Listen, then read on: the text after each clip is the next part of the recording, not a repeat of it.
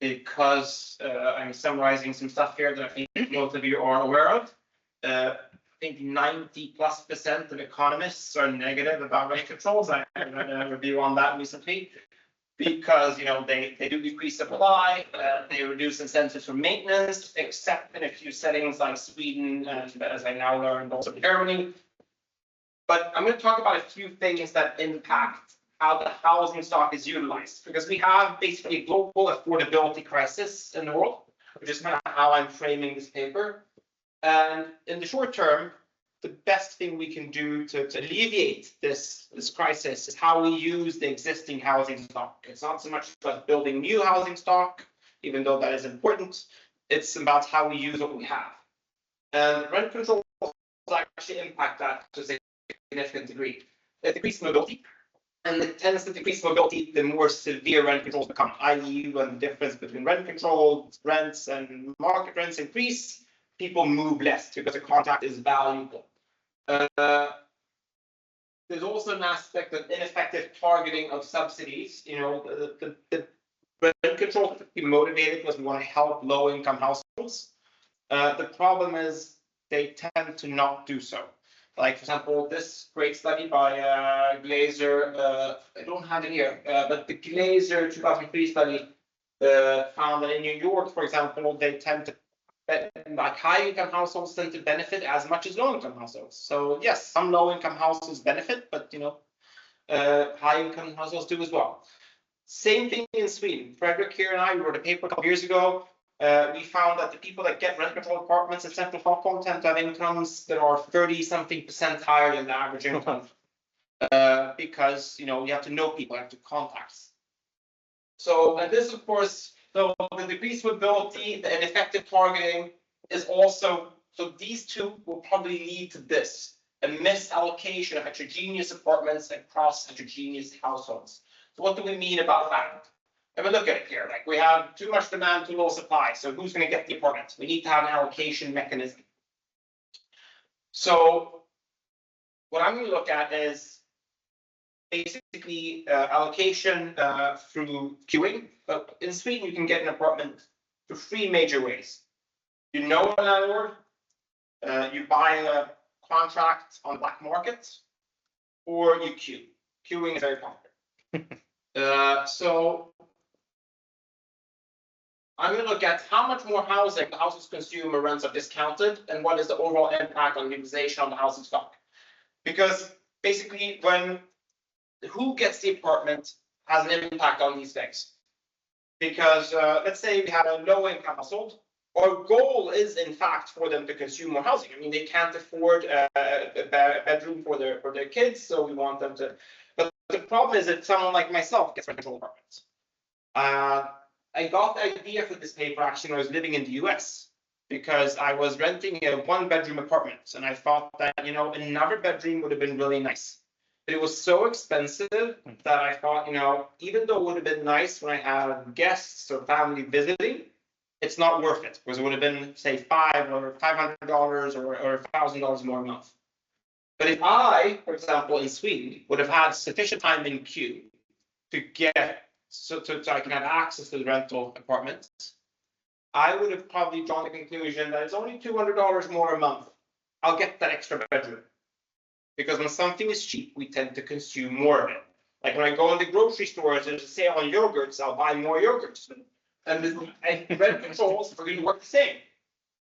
So what I do is I look at new tenants. I got a data set of everyone who got an apartment in Stockholm for the major queue for about 18 months. Because when you are moving in, you tend to be pretty near your demand function of like what kind of housing you need. Like, because basically housing is a function of how much money you make. Like, rich people tend to live more spaciously. How big your household is. Like, if you have kids, you tend to need more space. Your location, like if you prioritize being in a very attractive location, you will consume a little bit less space, so forth. But over time, we tend to not move. We all know about the little old lady that still lives in a big house. We also know about the young couple that is overcrowded because they haven't moved.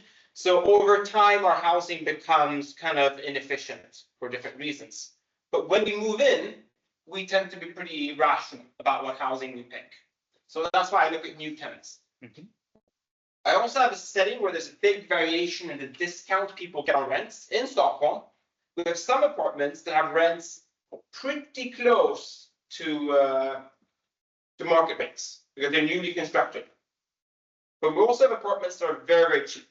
So there's huge variation in how much of a subsidy you get, like how big of a discount.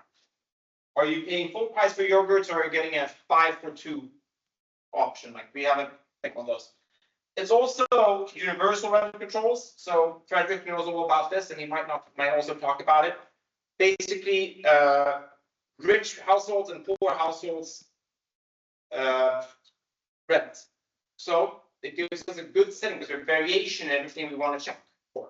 Like if it was a setting where it was social housing, it's not that interesting because we can't really see how people respond across the income spectrum. But we can do that in Stockholm. So I estimate market rents for all apartments. I get rent subsidies.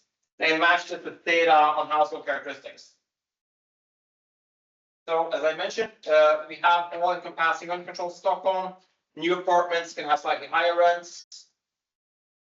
I mentioned this. There's considerable socioeconomic variation. Apartments can be assigned based on landlord preferences. So, for example, there's not a coincidence that our current prime minister and the former social democratic prime minister, they both have rental apartments in central Stockholm through connections. So, if you're privileged and you know a landlord, you can get a contract. The black market in Stockholm had a turnover of over $150 million in 2012. We don't know how much it is today, but there's a fact that you have to pay very much for a contract because the rents are so low. And then we have queues. And about 20% of all the apartments go for the queue. Anyone can sign up and pay about $29 or 20 euros a year to be in the queue. There's 875,000 people in the queue now. Oh. As you might suspect, we don't have 875,000 homeless people in Sweden. Most people in the queue, they are not in immediate need of housing. They just want to capture this value. Like anecdotally, you go into the queue when you're 18. When you're 65, you sell your house, you have a cheap apartment, you can live off that money. So, and I have another paper on this I'm not presenting today. When, as you know, queues, they inherently benefit people that have a low alternative cost of waiting. Like if you already have somewhere to live, you're going to wait for a long time. If you really need housing, you're going to take one of the first that has a pretty low rent discount. Yes. Yes, just for clarification, you sell means that you're selling to the black market. No. Let's say you own a villa. You own or occupy. You bought a house. Okay. You've also been in the queue since you're 18.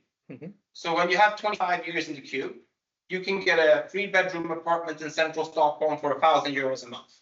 The same apartment, if it was owner occupied, would cost 1.5 million. Okay. Mm-hmm. Mm-hmm. You sell your $1.5 million villa, so now you have like €1 million in the bank after taxes that you can live off. You're old, you know, your pension might not be that good. And you move into your rental apartment. Yeah, perfect. It's a perfect rental strategy. And it's, you know, maybe not the most progressive economic policy if you want to help low-income households. But I have another paper on that, so I'm not going to talk about that too much now. So when I look at the historical data, it took about 15 years on average to get an apartment in central Stockholm, but this is inaccurate today. It's actually 20 years. So there's about 20 years away. You can get an apartment quicker than that, but then you're going to get an apartment that tends to have a less rent subsidy because people aren't dumb. You know, the bigger the rent subsidy, the longer you have to wait. If you want to pay closer to market, you can get one pretty quickly. So if you have plenty of time to wait, you will be able to get a cheap apartment. Yeah, sure. So as I mentioned, I got all these apartments. They're not it's not a massive data set, it's very rich. So I have 700 apartments that were assigned to tenants. And here's the unique stuff. I actually have the household size by the number of children, the number of adults, their ages. So I know everything about the households. I have also the combined annual income. Typically in Sweden, we have a lot of like individual level data, but we don't have household level data, so this is very great. I also have data on comparable apartments that are owner occupied, and I'll get into why I need those. So what we can see here is that the average rent is about 11,000 crowns a month in the data set. So just divide by 10, you get the euro value. So the average rent is about 1,000 euros for an apartment that on average has about 2 rooms at 61 square meters. And the average person who got an apartment made roughly 65,000 euros a year. No. The standard deviation is 47,000 euros, so you can see it's a pretty big variation in income. Like this is substantially above the average in Sweden. Sure. Because if you've waited in queue to get a rental apartment in central part of Stockholm, you tend to be wealthy. So what I do is now you'll get to see why I got the cooperative there. So for each apartment, because we don't have like an unregulated segment, so I have to estimate hypothetical market rents. So for each apartment we have, I estimate what the market rent would be, so I get the rent subsidy. So for every apartment, I estimate a hypothetical market rent to get a rent subsidy. Then I regress that rent subsidy apartment size on household characteristics and the rent subsidy to see how the rent subsidy impacts apartment size.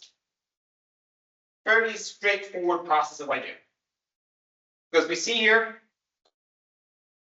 subsidy is the market rent versus the regulated rent. We have no observable market rents in Sweden. So I have to find a proxy for a market rent. What I do is I look at the owner-occupied markets. In Sweden, they're cooperatives. So the monthly fee you pay to the cooperative plus the cost of capital for the purchase price. I assume that on an unregulated market, this is going to be roughly what a market rent would be. This is an imperfect measure, but it's as good as we can get. Yeah. So, and then I use a basic hedonic model. So that once I've done this equation for all the apartments, I do a hedonic model to get the market rent. So it's a function of the number of rooms, location, so forth. I just get equation. This is an approach done by a lot of policy reports in Sweden. One that I co-authored a couple of years ago for the Swedish Fiscal Policy Council that advises the government on housing policy. So this is an established method of estimating hypothetical market rents in Sweden. So, boom. I'm not going into detail here, but you know there's the econometrics behind it as well.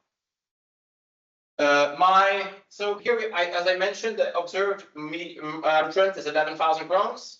My estimated market rents are on average 14,000 crowns. And if you look at short-term rentals that you can observe, they're on average 21,000 crowns. So basically, my estimate of a market rent is higher than the regulated rent and lower than the short-term debts that we can observe in Sweden. So it's a good sanity check. But basically, on average, I find that the regulated rent is 36% lower, basically. So let's just look at the descriptive analysis. Once I've estimated this rent subsidies, let's look at the descriptive. So I just divide the data set in time in Q. So if in the first quartile of time in Q, the rent is 12,000.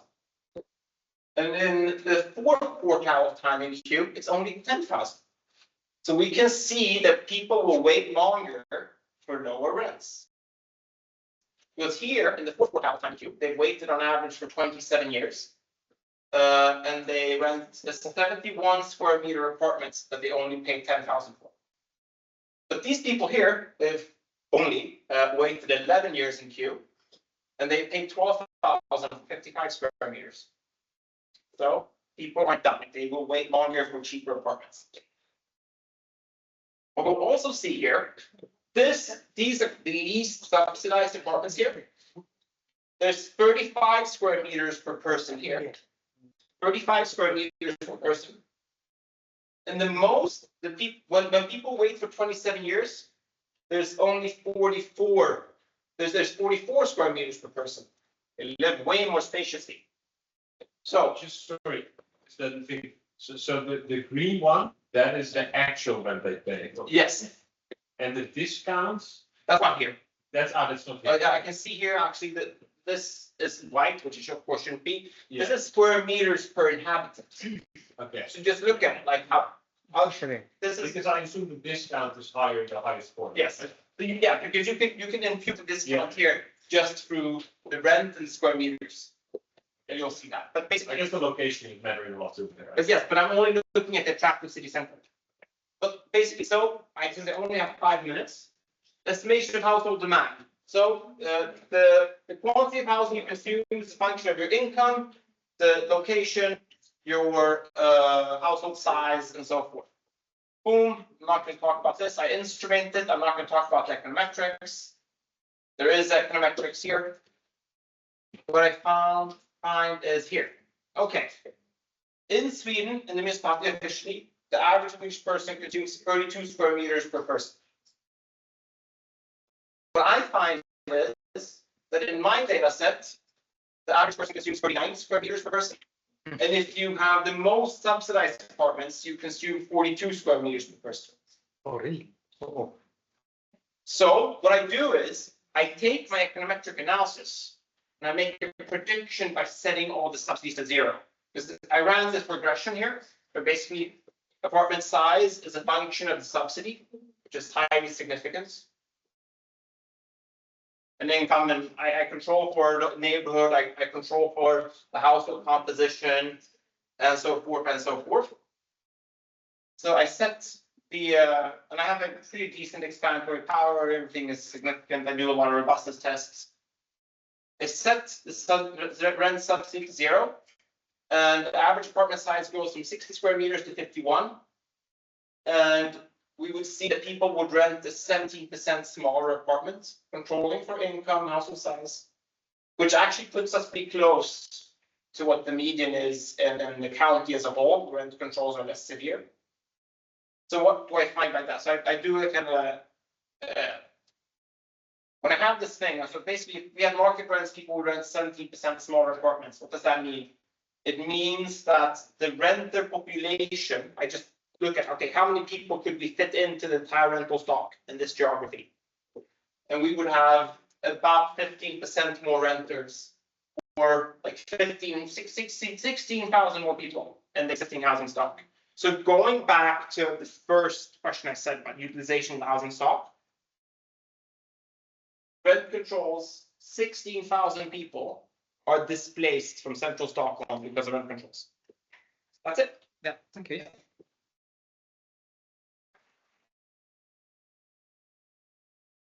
Oh, very exciting page, eh? Any comments? Because first, I mean, you're an international workshop, and I would really like to compare that with other cities without rent control, because I assume that certain city centers are not available for certain groups anyway. And so I really want to know, what did you compare with what? I think that's what the city center is just actually the end from the. Okay, so I've pressed on time, so I had to say on something, but I can explain. Stockholm is your typical monocentric city. So the central districts have 4 neighborhoods that compile and I control for neighborhood, but those are the 4 neighborhoods I look at, which are the 4 centrally located neighborhoods. That's very expensive. Typically, Stockholm has a rent rate that goes like this. Typical monocentric cities. So not like some US cities where you have 4 downtowns, and I always have to explain this in the national context. However, the regulated rents are fine. They don't care about location. So you have a rent region that looks like this, but the market rent region that probably looks like this. Hence, the rent subsidies are the biggest in the city center, with the exception of those apartments that are newly built because they can charge higher rents. Okay? So yes, low-income people would not have access to the city center to purchase because it's very expensive. I think that the average price is about 10,000 euro per square meter. However, if you say, oh, we have rent controls because we want to help low-income people get access to central Stockholm, we're obviously failing at that. So does that give you some? Does it fail in the city centers? Do you make a case only for the city center, or which your data is, or do you make a case for Stockholm? So this doesn't work because right now, we are only talking for the city centers, right, not the rest. So if you would want to speak about the overall rent control and its failing, then we also need Jay's report. I don't think we do, because what I'm talking about is more general in nature, like basically the relationship between your decision, you're sitting there, signing a contract, at least you're deciding on how big of an apartment you're gonna rent. And how does the discount impact your decision process? So what I show is that in Stockholm, of course, it becomes more extreme because the rent discount is way bigger. Like if the rent discount, for example, outside of Stockholm is 0, you're not going to see an effect. If the rent discount is only 10%, we're going to see a smaller effect. So what I am saying is really just that there is a relationship here. It's kind of makes intuitive economic sense, but it's good to prove it. And what I say is when something is cheap, you buy more of it. And of course, in Sweden, we've actually shown that if you go further out to the city center, market rents and regulated rents are actually not that far from each other. If we deregulate it and we go to the no-go zones where cars burn at night, the rents wouldn't go up much. So this is so I'm using Stockholm as I would say it's an extreme example. Does that make sense? Yes. You're here. Yeah, I have a question. Thank you for your presentation. I don't know if you already said it, but can you explain me a little better how these queues work? I mean, you said that it makes sense for you to wait more, to have lower. So my turn arrives, I can refuse a building and still be in the list? I should have explained this. Yes, great question. It's a choice-based queue. So you have queues in some parts of the world where you wait and then you get offered an apartment and then you have to say yes or no. This is not it. Basically, you wait queue and your accumulated time functions as currency. So you don't have to do anything. You can just passively be a member and then you log on to the website and apartments and the applicant with the highest queue. Exactly. So this is why benefits people that don't really have a high cost of waiting, because basically I didn't do it because I didn't have the foresight, but basically if you're rational in Sweden, you should just on your 18th birthday, you just enter the queue because you never know. It's only 20 euros a year. And then when you're old, you might need that time in queue. Yeah. Wait, questa è una questione di.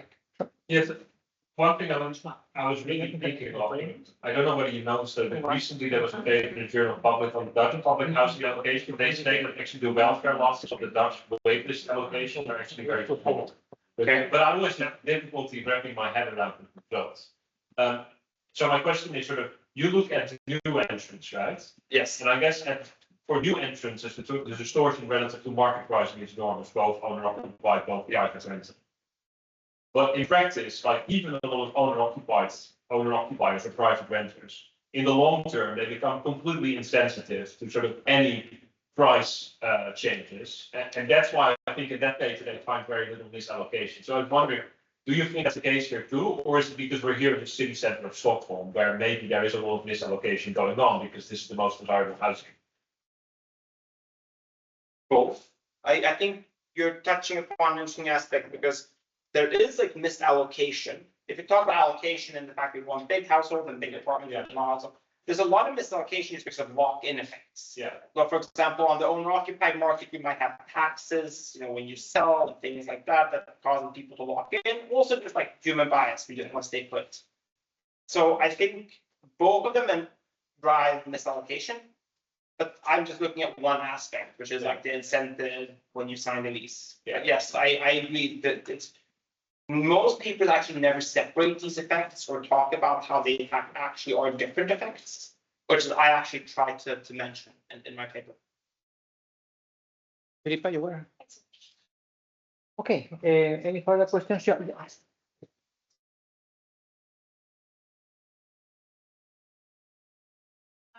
You give the apartment, you give the rent agreement. In what is there anywhere is there anywhere in which that can succeed to beneficiaries? Yes, what they do is, I know about this. So I know a person that she lives in a nice apartment in one of the most attractive streets in Stockholm. And it was I think it was a 1 bedroom. I think back then it would probably today be 1.5 million euros. Big balcony and so forth. I think her rent was about 700 euros a month. And her grandmother lived there. You have to make sure that you are an inhabitant of the apartment before the grandmother dies. Oh, wow. So you will see a lot of young people moving in with their grandparents. I think they might have made this a little bit more difficult now to make sure that it's not fake. Back in the day, you could just like have an official address there and get the contract. Today, the landlords are trying to make that difficult. But in essence, once you have a contract, you never give it up. And you will try to keep it in the family.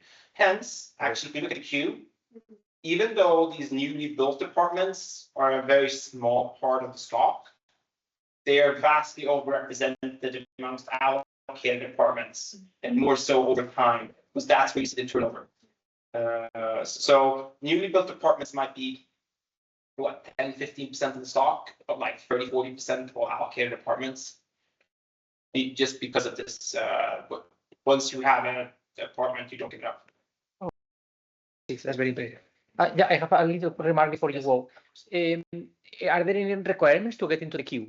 No, only be a Swedish resident. Hence why we have And the other- 875. No, we were considering to apply. We are Europeans. You have to Yeah, be a we Swedish should. resident. But again, I also think I think it's quite pointless to enter it now because the average time is so the average time now is about 20 years, okay? Okay. But there weren't that many people in the queue 20 years ago. So if you look at how much time is going to be required for those people entering now, it's Much more. Huh?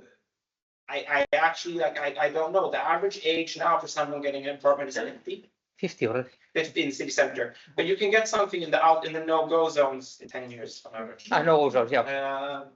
In a decent suburb, 15 years. So for me, only a no-go zone is possible. I at my age, I think. I think you're better off here. Yeah. Okay. So thank you very much.